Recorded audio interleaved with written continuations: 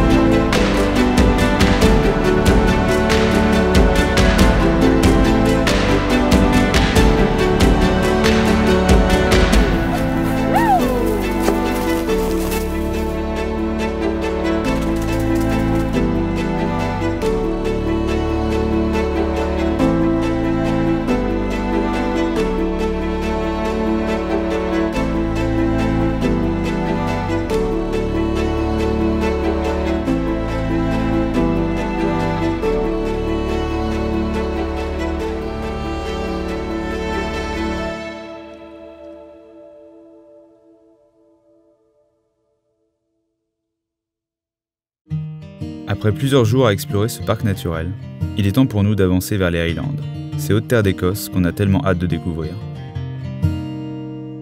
Nous arrivons sur notre premier spot, qui visuellement tient déjà toutes ses promesses. Mais ce fut plus compliqué que prévu.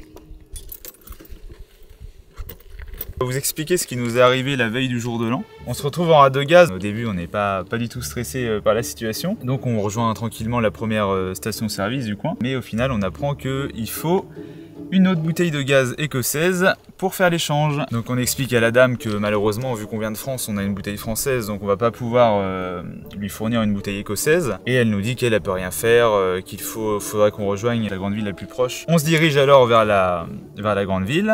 On fait toutes les stations essence, on a dû en faire une dizaine. Au final, à chaque fois, la même réponse, c'est seulement des échanges. Du coup, on commence un peu à paniquer, sachant que le lendemain, c'est le jour de l'an, ils annonçaient -6 à ce moment-là. Et donc on allait devoir attendre 2-3 jours avec les fériés et surtout on savait même pas à ce moment-là où on allait trouver du gaz. Sans gaz on n'a plus rien, on n'a plus de chauffage, le frigo fonctionne plus, on peut plus manger, on peut plus se doucher, voilà, ça aurait été la galère totale. L'heure avance, on se retrouve en plein après-midi, donc il nous reste plus beaucoup de temps avant que tout ferme. On tente un dernier coup dans l'après-midi chez un vendeur de caravane qui se trouvait à quelques dizaines de kilomètres. Ça avait l'air fermé. Camille a été voir s'il y avait quelqu'un à l'intérieur.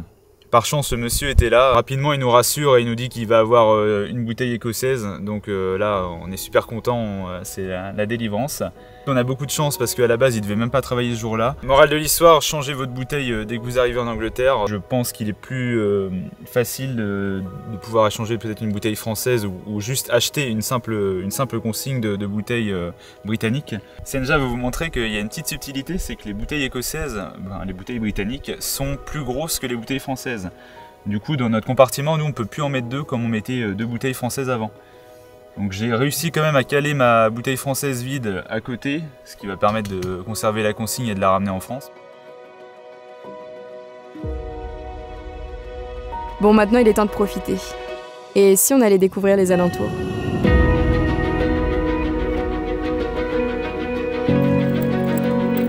Depuis qu'on est dans les Highlands, on sent vraiment qu'il y a des paysages beaucoup plus vallonnés, beaucoup plus montagneux et c'est vraiment magnifique, franchement.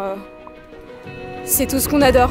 Et les couleurs, la palette de couleurs sublime. Il y a du vert, du orange, du marron, c'est dingue.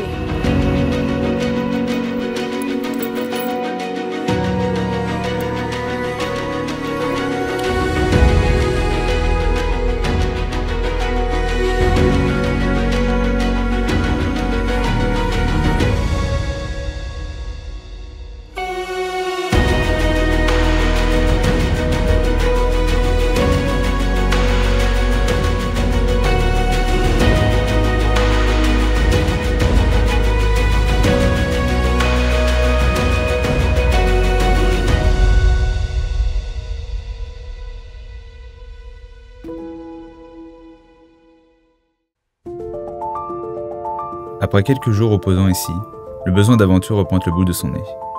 Nous sommes qu'à quelques dizaines de kilomètres d'un des lieux les plus célèbres des Highlands.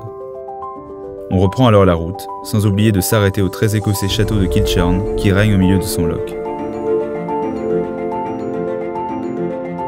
Des vues plus magnifiques les unes que les autres s'enchaînent. On croise notre premier Cerelaf, véritable emblème d'Écosse qui en compte environ 400 000. Impossible pour nous de ne pas chercher à s'imprégner de cette région si sauvage. On décide alors de poser notre maison sur roue, au cœur de cette dernière, qu'on a aussitôt hâte d'explorer. Mais quelque chose est venu modifier nos plans.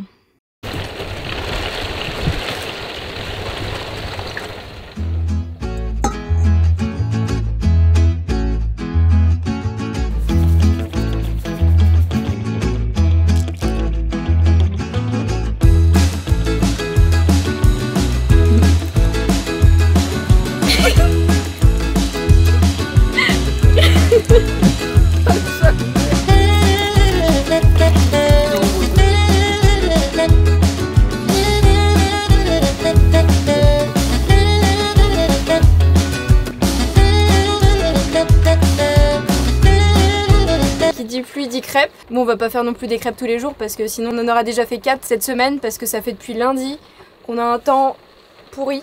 Vraiment, faut dire ce qui est. Il pleut toute la journée, toute la nuit.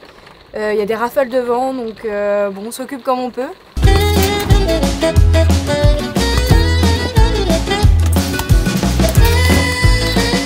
tout cas, on a bon espoir que la semaine prochaine il fasse un petit peu meilleur parce que les températures vont se refroidir un petit peu, donc en principe, on devrait avoir de la neige et les monts devraient être enneigés, donc vraiment, on a hâte de voir ça.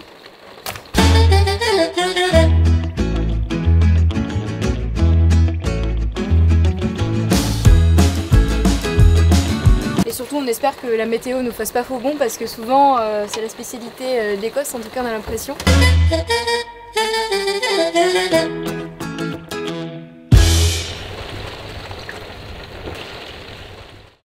Après plusieurs kilos pris avec toutes ces crêpes, il est temps d'aller éliminer tout ça.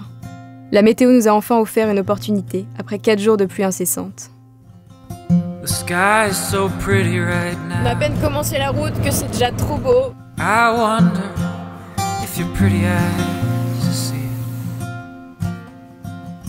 This town is a lot of things. It gets you down, it lets you bleed. And I need to get out, but I can't find a ticket to leave. In a couple years, and a little more grey, we'll stop dreaming about each other. It's no one's fault, we'll find a way to get senseless for one another.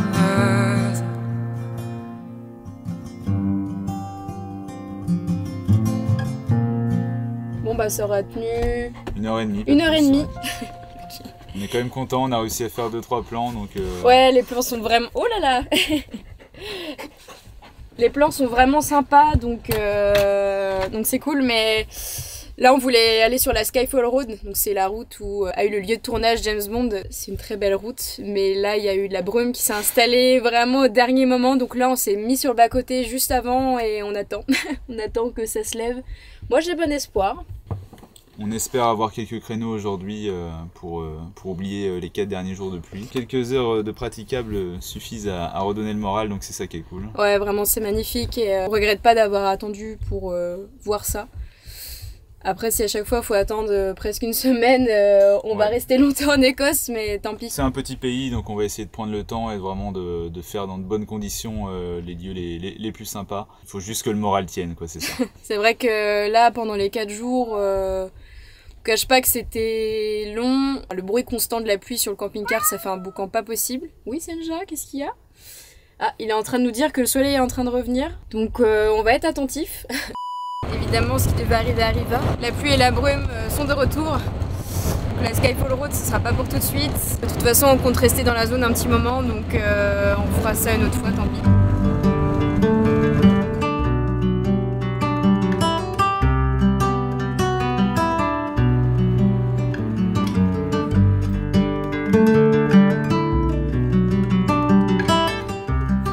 ce chat est prêt pour l'aventure. Bon, on n'a pas réussi à droner dans la zone, d'autant que c'était très touristique puisqu'il y avait un point de vue sur 3 montagnes, on les appelle les 3 sœurs, c'est ça? Ouais, c'est ça. En plus, on voyait pas la vue, donc on a continué et on a spoté sur un lieu juste à côté. Et franchement, on est tout seul là, c'est sympa, il y a un petit coin de balade.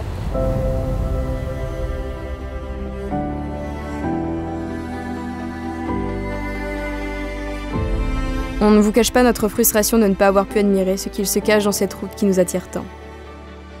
Mais c'était sans se douter qu'une météo bien meilleure nous attendrait le lendemain matin.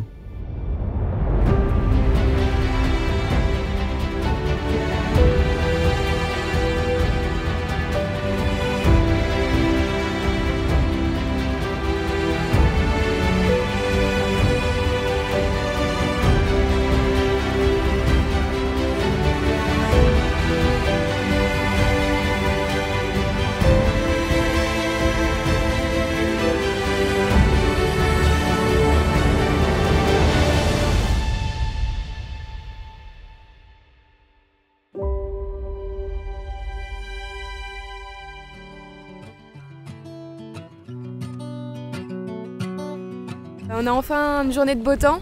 Je crois que vraiment là c'est la première fois depuis qu'on est au Royaume-Uni qu'on a enfin un temps aussi beau. Là on a prolongé la Skyfall Road, c'est plus la route de Glen Etive au final.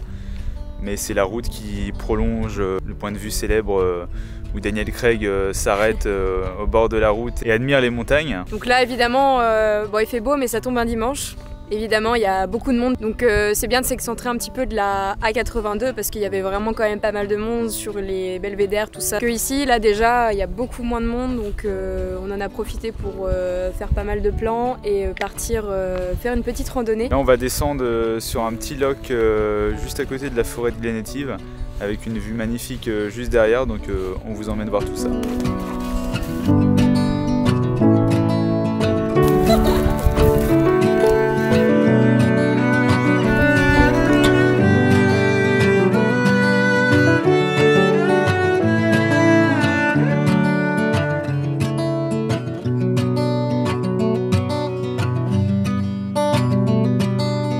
On espère que vous avez passé un bon moment avec nous. En tout cas, de notre côté, on a vraiment adoré vous partager tout ça. On vous invite à nous laisser un petit commentaire pour nous dire ce que vous avez pensé de la vidéo. Et si vous avez des questions sur n'importe quel sujet, franchement, n'hésitez pas, ce sera avec plaisir de vous répondre. On tenait également à vous dire un grand merci pour votre accueil sur le premier épisode. Franchement, on s'attendait pas à ça. Ça nous fait extrêmement plaisir d'être soutenus comme ça et ça nous motive encore plus à partager nos aventures. Donc vraiment, merci. D'ailleurs, n'hésitez pas à mettre un pouce bleu et à vous abonner pour ne pas rater la suite des aventures. Et on se donne rendez-vous à très bientôt pour de nouvelles aventures. Et on en parle de ce dogo qui a pris ma place là. Ça va, t'es bien installé? Vraiment, les 4 jours, c'est 4 jours. Ah Il est trop drôle.